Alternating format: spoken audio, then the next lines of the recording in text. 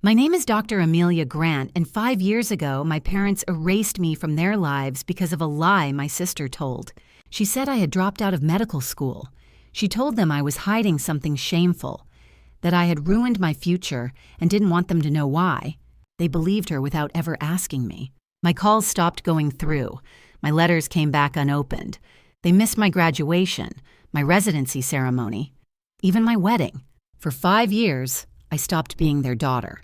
Then one freezing winter night, an ambulance rushed a dying patient into the trauma bay at Lakeview Memorial Hospital in Rochester, Minnesota. The trauma team paged the chief surgeon. The doors burst open. I walked in, already giving orders, already pulling on gloves. And in the waiting room, my parents stood frozen, staring at the name stitched across the white coat of the doctor about to save their daughter's life. Because the woman bleeding out on my operating table was my sister, and the only surgeon who could save her was the daughter they abandoned. The last evening I remember feeling completely safe was ordinary in every possible way.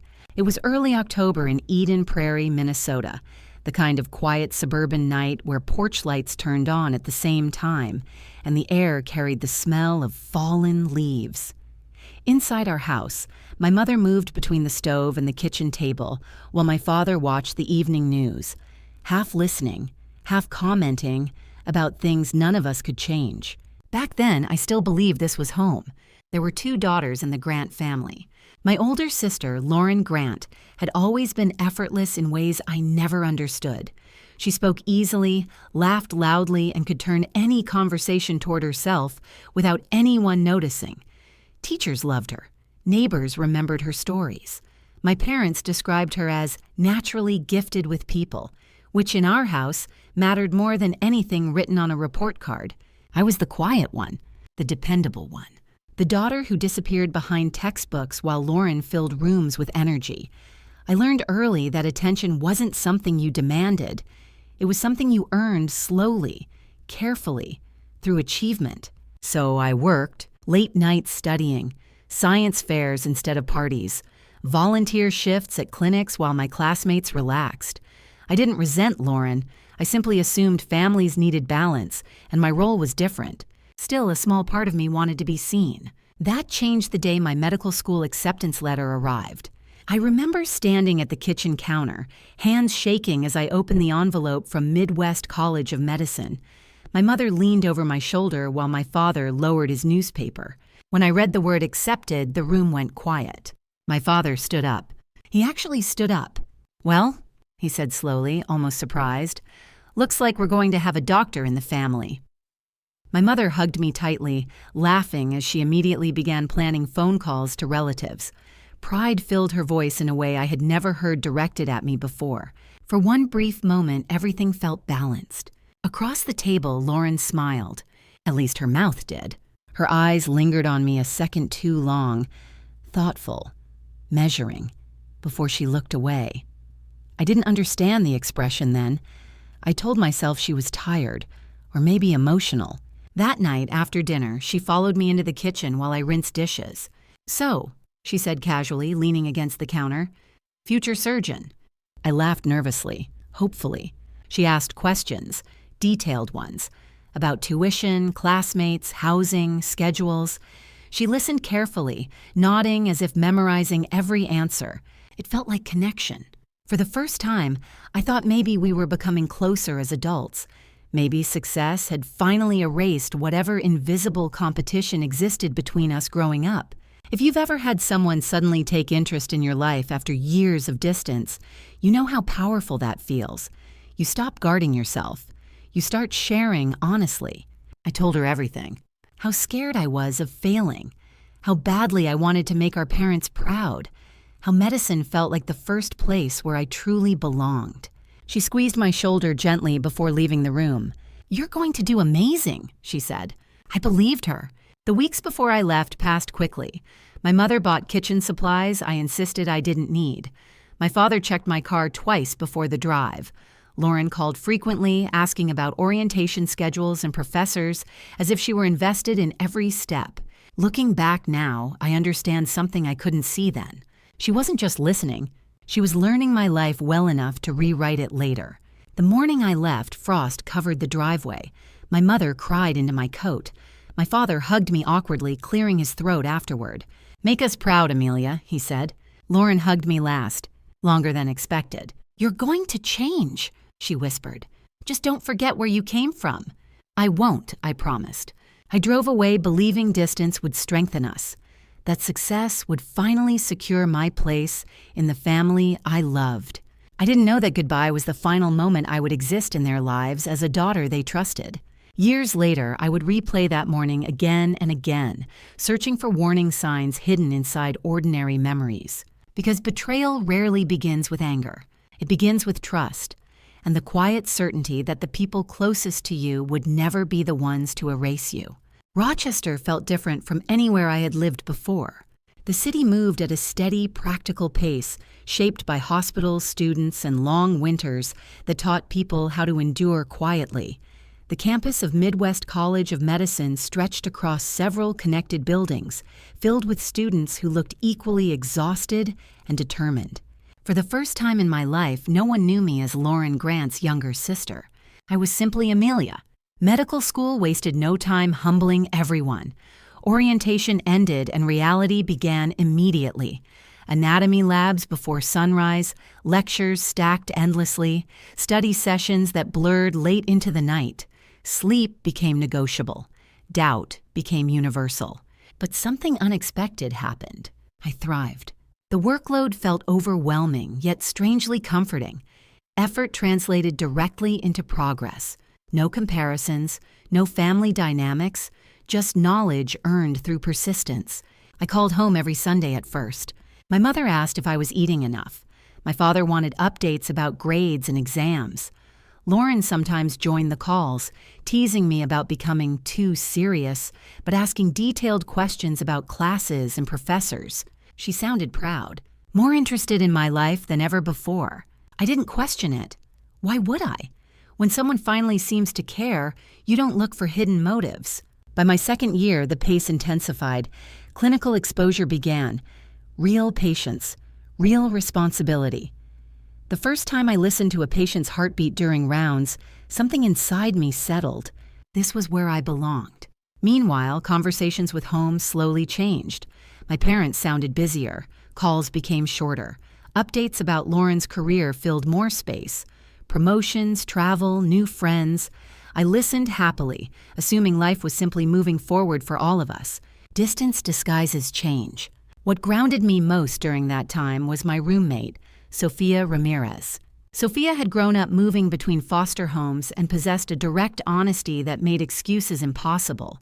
She noticed things quickly, especially silence. One night, during finals week, she looked up from her notes and said, "You work like someone's waiting to decide if you're good enough." I laughed, but the comment stayed with me. Maybe she wasn't entirely wrong. Third year arrived, the hardest stage of medical school. Clinical rotations demanded long hours and emotional resilience. Mistakes carried weight now, measured in patient outcomes instead of grades. That was when Sophia got sick. At first it seemed like exhaustion. Everyone was tired. But then came the weight loss, persistent pain, and a fatigue that sleep couldn't fix. She brushed it off until one morning she nearly collapsed during rounds. I took her to the hospital myself. The diagnosis came quietly. Advanced pancreatic cancer. The oncologist spoke gently, explaining treatment plans and timelines while Sophia stared straight ahead, absorbing words no one our age should hear. Outside the office, she laughed once, a brittle sound. "Well," she said, "guess med school just got complicated." Sophia had no nearby family, no one who could stay through treatments or help manage appointments. Classmates offered support, but schedules made consistency impossible. So the next morning, I went to the dean's office. I explained everything: caregiver leave, treatment schedules, my intention to return the following semester. The approval came quickly. Official documentation guaranteed my place when I came back.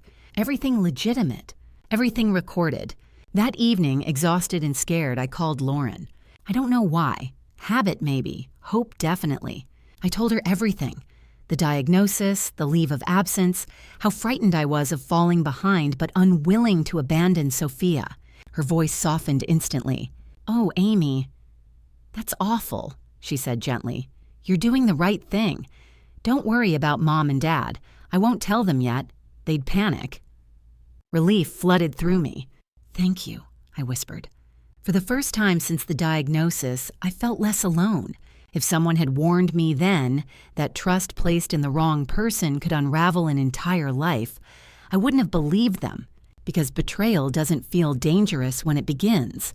It feels like comfort. 3 days later, at 11:07 p.m., my phone rang while I sat beside Sophia's hospital bed. Dad. And before that call ended, the life I had worked so hard to build would begin collapsing in ways I couldn't yet imagine.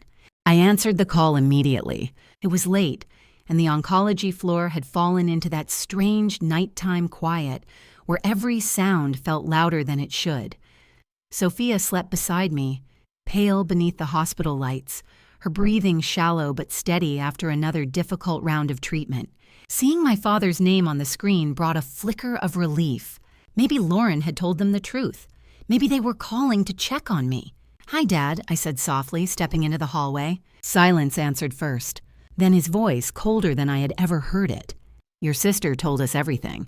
Something tightened in my chest. Told you what? A pause stretched long enough to make my stomach drop. That you dropped out of medical school, he said, and that you've been lying to us for months. The words didn't register at first. They felt disconnected from reality, like hearing someone else's story. No, I said quickly. That's not true. I took an approved leave. She showed us proof. My hand pressed against the wall to steady myself. The hallway lights suddenly felt too bright. What proof? I asked. Dad, I'm at the hospital right now. Sophia is... She said you'd say that, he interrupted. My mother's voice entered the call, trembling with disappointment. Amelia, how could you lie to us like this? The accusation hurt more than anger ever could. I didn't lie, I whispered. Please listen to me. Sophia has cancer. I filed paperwork with the school. You can call the dean. I'll send everything right now. A long silence followed. Hope slipped in for a fragile second. Then my father exhaled sharply. We're not calling strangers to verify our own daughter. Behind me, Sophia stirred weakly in her bed, murmuring my name. I turned instinctively toward the room, torn between two worlds collapsing at once. Dad, please, I said, just talk to me. You've embarrassed this family enough, he replied flatly. The words landed like a physical blow. I haven't done anything wrong. Another pause, then the sentence that erased everything. Don't contact us again until you're ready to tell the truth. The call ended. I stared at the screen. Call duration, 4 minutes, 12 seconds. That was all it took. 4 minutes to lose my family. My phone buzzed again almost immediately. A message from Lauren. I'm sorry, Amy. I had to tell them. I couldn't keep your secret anymore. A broken heart emoji followed. I read it over and over, trying to understand what secret she meant. There wasn't one. Only a lie I couldn't yet see clearly. I returned to Sophia's room and sat beside her bed. She opened her eyes slightly, studying my face. You look like someone just died, she murmured. Just family stuff, I said quietly. She squeezed my hand before drifting back to sleep. That night, I started calling. Once, voicemail. Twice, voicemail. By the fourth attempt, my father's number went straight to a recorded message. Blocked. Cold disbelief spread through me. I tried my mother's phone. Blocked. I sent texts explaining everything. Then emails. Careful, detailed, calm.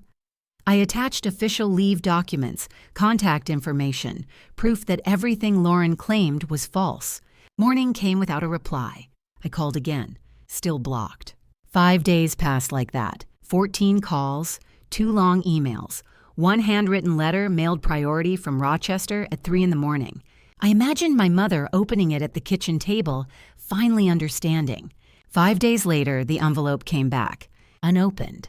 Her handwriting marked across the front, return to sender. I sat on the apartment floor, holding it, unable to breathe properly. If you've ever tried to explain the truth to someone who already decided not to hear it, you understand the exhaustion that follows. Evidence stops mattering. Words lose weight.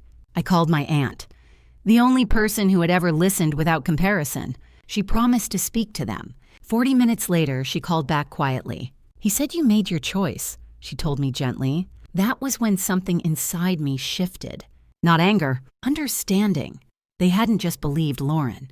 They had chosen the version of the story that required less effort than questioning it.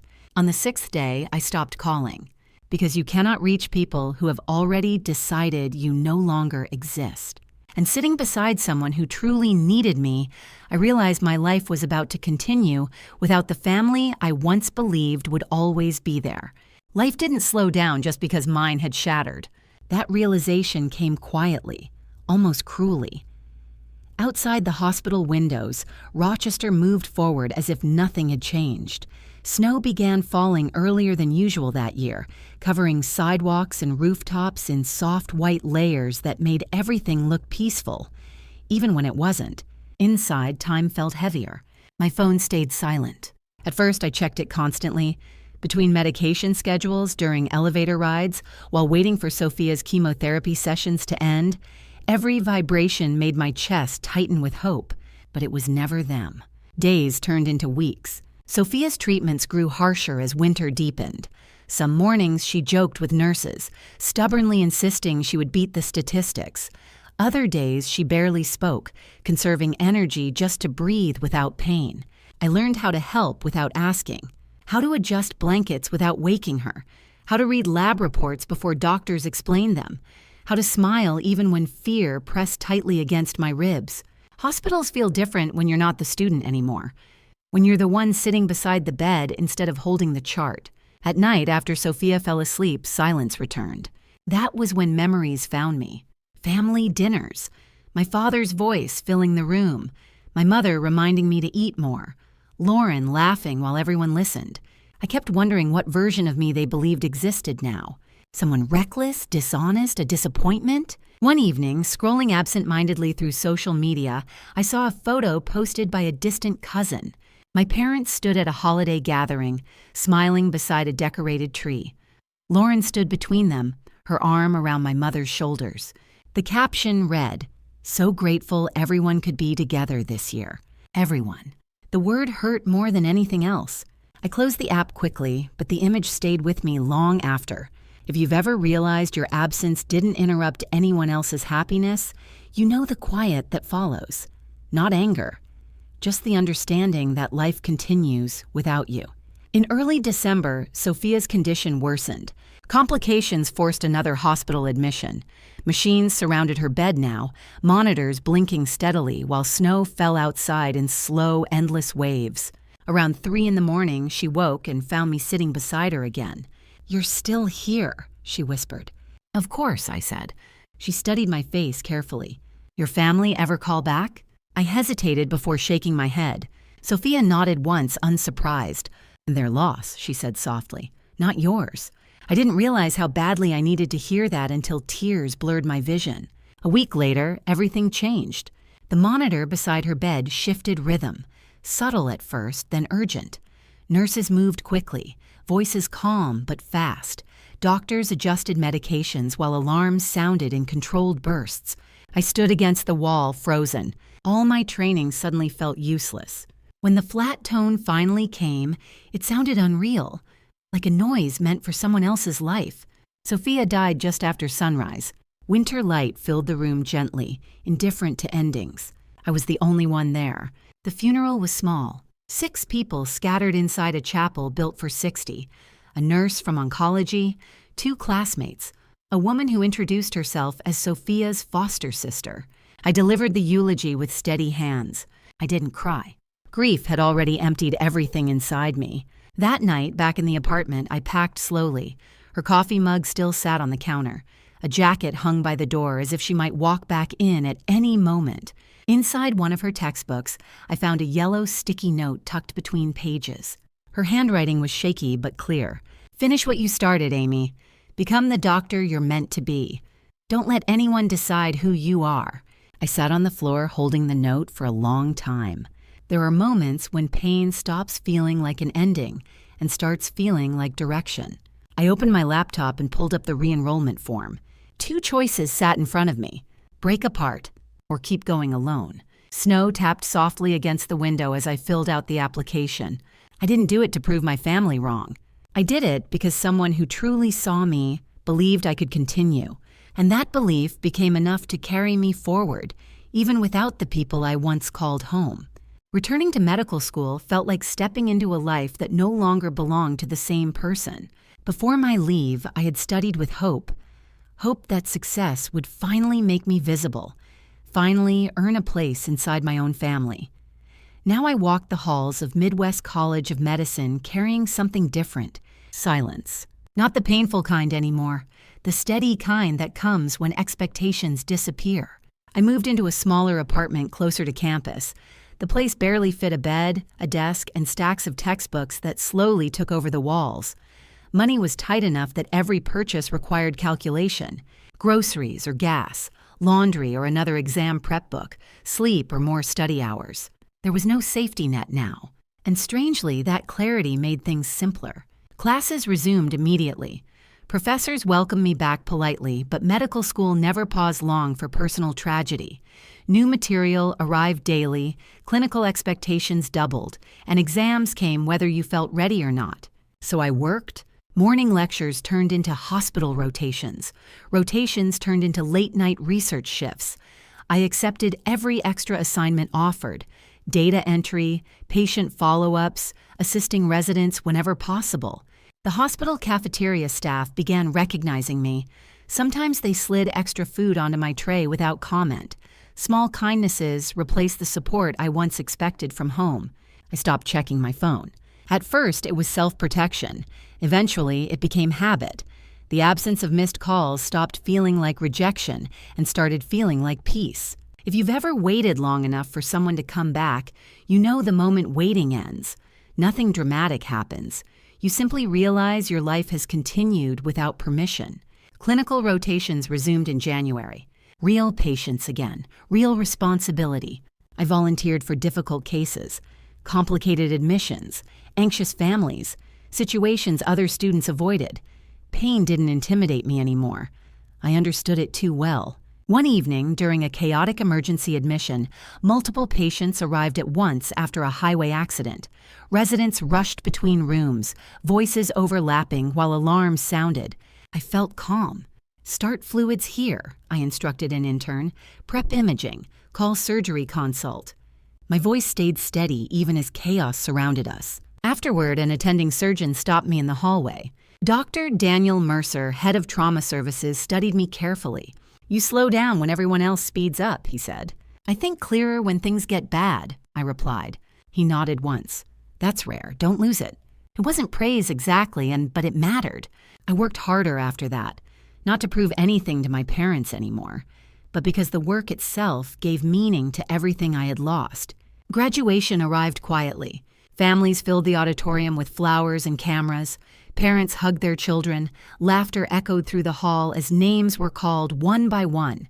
The seat reserved for my guests remained empty. When my name was announced, applause sounded polite but distant. I crossed the stage alone, accepted my diploma, and smiled toward a crowd that did not include anyone from Eden Prairie. Afterward, classmates celebrated outside under spring sunlight. I walked home instead, and for the first time, I didn't feel abandoned. I felt strong. 2 months later, residency placements were released. My hands trembled as I opened the email. Lakeview Memorial Hospital, Rochester, Minnesota Trauma Surgery Residency Program. A Level 1 trauma center, one of the most demanding programs in the region. I laughed out loud in my empty apartment. A real laugh, surprising even myself. Instinctively, I reached for my phone. For a second, muscle memory told me to call home. Then I stopped. Some victories no longer belonged to people who chose not to hear about them. Instead, I visited Sophia's grave before starting residency. "I made it," I whispered into the quiet air. Wind moved softly through the trees. I'm still going. Driving toward the hospital on my first day as a resident, I realized something important. The life ahead of me wasn't about revenge or proving anyone wrong. It was about building something solid enough that absence no longer defined me. And maybe that's something people rarely admit. Sometimes the strongest version of yourself is born the moment you stop waiting for someone else to believe in you. I didn't know then how completely my past would return. Because 5 years later, an ambulance siren would cut through the night, carrying a patient whose name I hadn't spoken aloud since the day my family disappeared from my life. Residency at Lakeview Memorial Hospital didn't allow time to think about the past. That was one of the reasons I survived it. Trauma surgery moved too fast for reflection. Ambulances arrived without warning. Nights blurred into mornings. Decisions had to be made in seconds, sometimes with incomplete information and impossible odds. Either you learned to function inside chaos, or you didn't last long. My first month felt like drowning. 30-hour shifts, constant alarms, coffee replacing meals. I learned to nap sitting upright, memorize lab values while walking, and change emotional gears instantly. From comforting families to issuing surgical orders without hesitation. But somewhere inside that exhaustion, I felt steady. Chaos outside made the inside quiet. During one overnight shift, a multi-car collision flooded the emergency department with patients all at once. Stretchers filled the hallway. Nurses shouted updates. Residents scrambled to keep up. I felt something settle inside me. Airway first, I instructed calmly. Get blood ready. OR3 needs prep now. My voice didn't shake. Later, after the last patient stabilized, Dr. Daniel Mercer approached me near the nurses' station. "You don't panic," he said. "I used to," I answered honestly. He studied me for a moment. "Whatever taught you not to, keep it. Calm saves lives." I didn't explain that losing everything had already burned panic out of me. Residency wasn't only victories. My first patient death followed me home for weeks. A teenage boy injured in a motorcycle crash. We worked relentlessly, compressions and transfusions fighting damage too severe to reverse. When the attending called time of death, the room fell silent except for the flat tone of the monitor. I walked into the stairwell afterward and sat on the concrete steps, staring at my hands. For a moment, an old thought returned. You weren't enough. But another voice followed, quieter and stronger. You stayed. That became my definition of strength. Not saving everyone, but refusing to walk away. Years passed, measured in rotations, sleepless nights, and growing responsibility. Nurses began trusting my judgment. Interns came to me first with questions. Without noticing when it happened, I stopped feeling like someone pretending to belong. I belonged. During my third year, I met Evan Brooks. He was a civil rights attorney volunteering at a patient advocacy clinic connected to the hospital. We met in the cafeteria after a brutal shift when I nearly fell asleep standing in line. "You look like you fought a war," he said gently. "Lost a few battles," I replied. He smiled, not with pity, but understanding. Evan listened more than he spoke. When I eventually told him about my family, carefully and without drama, he didn't try to fix anything. He simply said, "You deserve to be heard." 4 words. Simple, but they stayed with me longer than any advice could have. Coffee turned into dinners when schedules allowed. Dinners turned into long conversations that felt easy in ways relationships rarely had before. Around him, silence felt comfortable instead of lonely. By the end of residency, Lakeview Memorial felt more like home than Eden Prairie ever had. My graduation ceremony was small but warm. Colleagues cheered. Nurses hugged me. Dr. Mercer shook my hand firmly. "You're ready," he said. Evan sat in the front row, smiling proudly. I mailed one invitation to my parents anyway. It came back unopened. I didn't cry this time. I placed the envelope in a drawer beside other reminders of a life that no longer controlled me and closed it gently. A year later, Evan proposed during a quiet walk along the frozen river trail. Our wedding was small. Friends, mentors, chosen family. His father walked me down the aisle. Halfway through the ceremony, I realized something surprising. I wasn't looking toward the entrance anymore. The hope that my parents might appear had finally faded. 5 years passed quickly after that. I became an attending surgeon. Then, unexpectedly, was promoted to chief of trauma surgery, younger than most but trusted by the team. My life felt full, earned, real. Still, sometimes during quiet moments between surgeries, a faint ache remained, a space shaped like a family that had never come back. I learned to live with it. What I didn't know was that the past hadn't disappeared. It had only been waiting. And one winter night, at exactly 3:07 a.m., my pager would go off, and everything I thought was finished would begin again. The pager went off at 3:07 a.m. The sound cut through sleep instantly, sharp and familiar. Years of training pulled me awake before my mind fully caught up. The bedroom was dark except for faint streetlight bleeding through the curtains. Evan shifted beside me. "Another trauma?" he murmured. I checked the screen. Level 1 trauma. MVC. Female, mid-30s, unstable. ETA 8 minutes. "Yes," I said, already moving. Within minutes, I was dressed, hair pulled back, keys in hand. The drive to Lakeview Memorial Hospital took less than 10 minutes at that hour. Snow from earlier in the evening melted into slick reflections across empty streets. Traffic lights glowing red against wet asphalt. My brain shifted automatically into surgical rhythm. High-speed crash, blunt abdominal trauma likely, internal bleeding probable. Another patient, another race against time. The emergency entrance doors slid open as I stepped inside. The familiar smell of antiseptic and coffee grounded me instantly.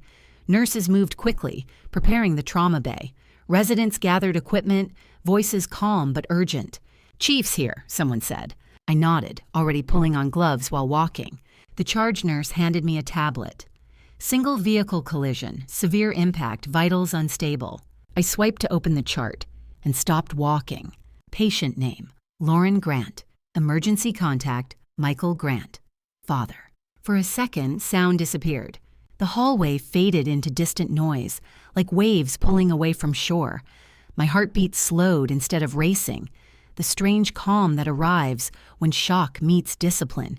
Same birth date, same hometown, my sister. A memory flashed without warning. Standing in a hospital hallway years earlier, phone pressed to my ear while my father told me not to call again. "Dr. Grant?" the nurse asked carefully. I blinked once, forcing myself back into the present. "I have a conflict of interest," I said evenly. "Patient is family, document disclosure, page Dr. Patel as backup." Her eyes widened slightly, but she nodded immediately. Protocol mattered more than curiosity. Outside, an ambulance siren grew louder. There was no more time to think. The doors burst open as paramedics rushed in, pushing the stretcher at full speed. Lauren lay unconscious, oxygen mask fogging with shallow breaths. Blood soaked through her shirt. One arm hung limp over the rail while monitors screamed unstable vitals. "BP dropping," a paramedic shouted. "Possible internal hemorrhage." Training erased hesitation. "Transfer on 3, I ordered. 2 large IV lines, prep OR2. Call anesthesia." My hands moved automatically, checking pupils, assessing injuries, issuing commands. In that moment, she wasn't my sister. She was a patient, and patience came first. Movement caught my eye through the glass doors leading toward the waiting corridor. 2 figures rushed toward the reception desk. My mother, coat thrown hastily over pajamas. My father just behind her, face pale with fear. They hadn't seen me yet. "That's my daughter," my father shouted at a nurse. "Where's the surgeon? I need the surgeon." "The chief is handling this," the nurse replied calmly. "The chief?" he demanded. Through the glass, she glanced toward me briefly, then back at him. "Yes, sir." He gripped the counter, desperate. "Please, she's all we have." The words reached me clearly despite the noise. "She's all we have." For a fraction of a second, 5 years of silence pressed against my chest. Unanswered calls, returned letters, holidays spent without them. Then alarms surged louder. "She's crashing," anesthesia warned. Decision time. A woman was dying, and I was the best surgeon available. "Move," I said firmly as we rushed toward the operating room. The doors swung open. As the team pushed Lauren inside, I caught one final glimpse of my parents being guided toward the waiting area, hands clasped tightly together, whispering prayers for the only daughter they believed they had left. They still didn't know. And in less than an hour, the truth they avoided for 5 years would walk through those doors wearing surgical scrubs, with my name stitched across the chest. The operating room doors closed behind us with a heavy final sound. Inside, the world narrowed to light, movement, and time. Bright surgical lamps flooded the table. Machines beeped in urgent rhythm while nurses moved with practiced precision, laying instruments exactly where they were needed. The air smelled of antiseptic and adrenaline, familiar, grounding. "She's hypotensive," anesthesia called. "Pressure's dropping fast." I stepped into position. For one brief second, I looked at Lauren's face. Without makeup or confidence, she looked smaller than I remembered, fragile, human in a way memory had almost erased. Bruises darkened her cheek, and strands of hair clung to dried blood along her temple. 5 years of silence pressed at the edges of my thoughts. I pushed it away. Scalpel. The word anchored me instantly. The incision was clean and controlled. Blood pooled quickly as suction cleared the field. A resident inhaled sharply beside me. Massive internal bleeding. I already knew. Her spleen had ruptured. A common but deadly injury in high-speed collisions. Blood filled the abdominal cavity faster than we could replace it. Suction, clamp, retractor. My voice stayed calm, steady. Inside an operating room, emotion becomes noise. Doubt steals seconds. Seconds cost lives. We worked fast. The team moved in rhythm, anticipating instructions before I finished speaking. Instruments passed seamlessly. Sweat gathered beneath my surgical cap as alarms pulsed louder. "She's crashing again," anesthesia warned. "More blood. Activate massive transfusion protocol," I ordered. For a moment, an unwanted memory surfaced. Lauren leaning against the kitchen counter years ago, asking about my future with a smile I once trusted. I forced the image away. Focus. The damaged spleen came free. Bleeding slowed but didn't stop. "There's more," I said, scanning carefully. "Liver injury." A deep tear split the surface. A grade 3 laceration, dangerous and delicate to repair. This part required precision. I slowed my movements deliberately, placing sutures carefully, restoring structure layer by layer. One mistake could restart catastrophic bleeding. Time stretched strangely. No one spoke unless necessary. Residents watched silently, sensing intensity without understanding why. My hands moved with certainty built from years of loss, training, and survival. Failure wasn't an option tonight.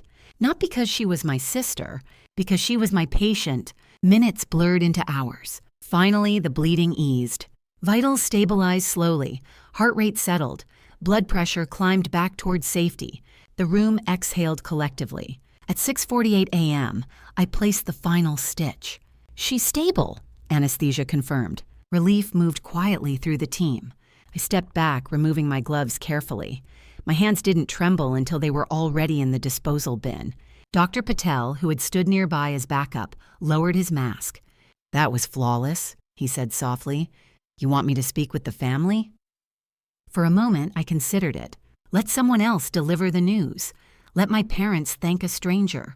Walk away without reopening wounds carefully sealed over years. It would be easier, cleaner, but avoidance had already taken enough from me. "No," I said. "I'll talk to them." In the scrub room, hot water ran over my hands while diluted blood disappeared down the drain. I looked up at my reflection in the metal surface. Older, steadier, someone the girl from Eden Prairie would barely recognize. 5 years ago, I had begged them to listen. Now I didn't need belief anymore. I adjusted my scrub top so my badge faced forward. Doctora Amelia Grant, MD Chief of Trauma Surgery. The hallway felt longer than usual as exhaustion settled into my bones. Through the waiting room doors, I saw them. My parents sat side by side, sleepless and terrified. My mother clutched tissues tightly. My father stared at the floor, shoulders tense with fear. For 5 years, they believed I disappeared. Now I was about to walk back into their lives in the one role they could never deny. I pushed open the doors. My father stood immediately. "Doctor," he said urgently. "How is our daughter?" His eyes lifted to my face, then slowly dropped to the name stitched across my chest. Recognition spread across him like shock. The room fell completely silent. 5 years collapsed into a single breath. The waiting room fell completely silent. Not the ordinary quiet of early morning in a hospital, but the heavy kind. The kind that arrives when reality shifts faster than people can understand it. My father stared at my badge, then at my face. Then back at the badge again. Doctora Amelia Grant. His lips parted slightly, but no words came out. My mother stood slowly, one hand gripping the armrest as if the floor itself had become unstable. Amelia," she whispered. Hearing my name in her voice after 5 years felt unfamiliar, like a memory spoken out loud. I kept my posture professional, hands loosely folded in front of me, the same stance I used with every patient's family. "Mr. and Mrs. Grant," I said calmly, "your daughter sustained a ruptured spleen and a severe liver injury. Surgery was successful. She's stable and currently in the ICU. Not Mom, not Dad. The distance was deliberate." My mother stepped forward instinctively, arms lifting toward me as tears filled her eyes. I took half a step back, small, polite, unmistakable. Her hands froze midair before slowly lowering. "You're a doctor?" my father asked hoarsely. "Yes, the chief surgeon," he pressed, disbelief cracking through his voice. "Yes." He shook his head slightly, struggling to reconcile 5 years of certainty with the evidence standing directly in front of him. "But Lauren said—" "What exactly did Lauren say?" I asked quietly. The question wasn't angry. That made it harder. My mother's voice trembled. "She told us you left school, that you didn't want us to know what happened, that you stopped contacting us." I let out a slow breath. None of it was true. "I took an approved medical leave," I said evenly. "I sent documentation, emails, letters. I called 14 times. My father frowned, confusion spreading. "We never received anything." "You returned one unopened," I said gently. I recognized Mom's handwriting. The words landed heavily between us. Behind me, nurses moved quietly, pretending not to listen while hearing everything. Hospitals always witnessed moments families wished were private. My mother covered her mouth, eyes widening as memory surfaced. "The letters," she whispered. "Yes." My father straightened slightly, an old instinct trying to regain control. "This isn't the place for family discussions." "I agree," I replied calmly, "which is why I'm speaking to you as your surgeon." That sentence changed something. "I operated for nearly 4 hours to save her life," I continued. "Right now, her recovery is what matters." For the first time in my life, my father had no response. Silence did the work words never could. At that moment, Linda, the charge nurse, stepped through the doors holding a clipboard. "Dr. Grant," she said casually, unaware of the emotional earthquake she'd walked into. "The board chair asked me to pass along congratulations. The Physician of the Year committee reviewed tonight's case." She smiled warmly. "They said this outcome confirmed their decision." My mother blinked through tears. "Physician of the Year?" "It's internal recognition," I said quickly, but the damage, or truth, had already landed.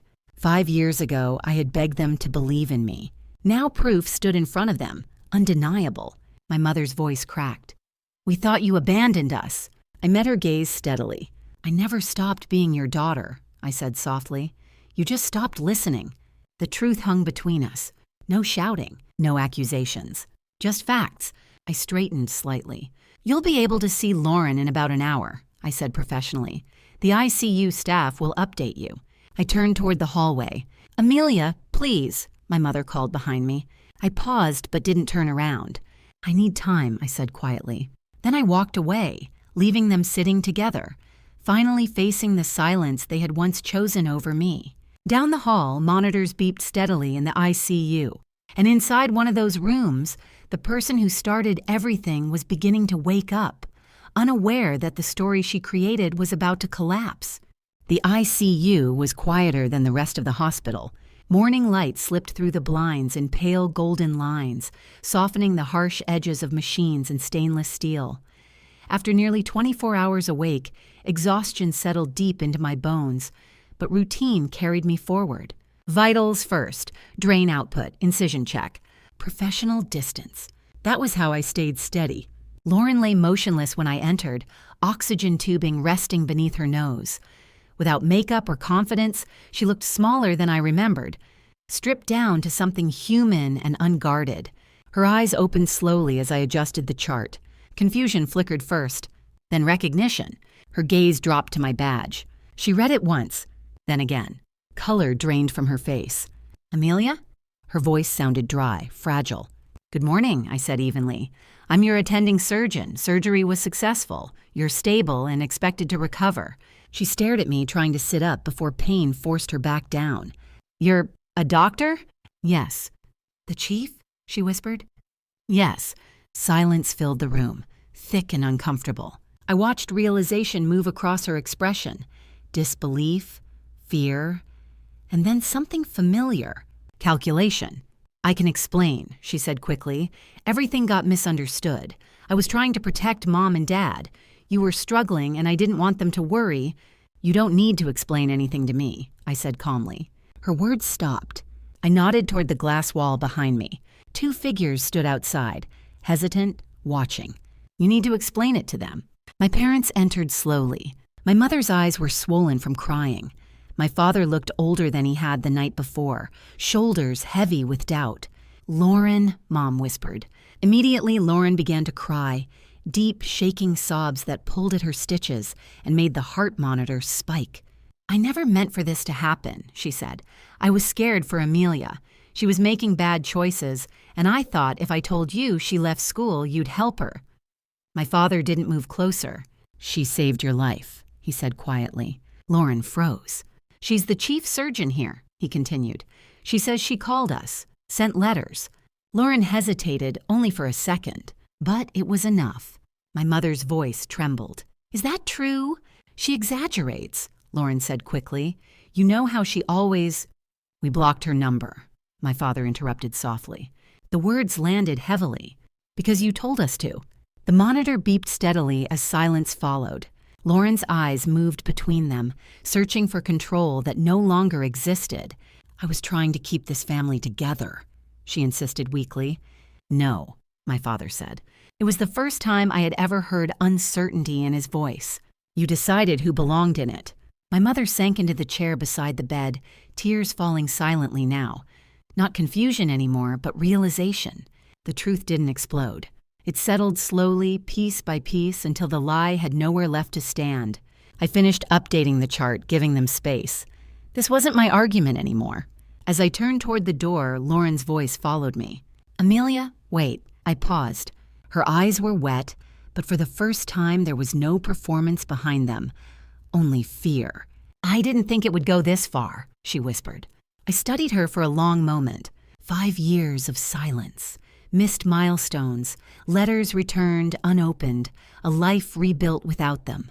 "I know," I said quietly, "because lies rarely begin intending to destroy everything. They just grow until truth arrives stronger." I stepped into the hallway, letting the door close softly behind me. For the first time since that phone call years ago, something inside my chest loosened. Not victory, not revenge, relief. The truth no longer needed me to fight for it. Down the corridor, hospital life continued.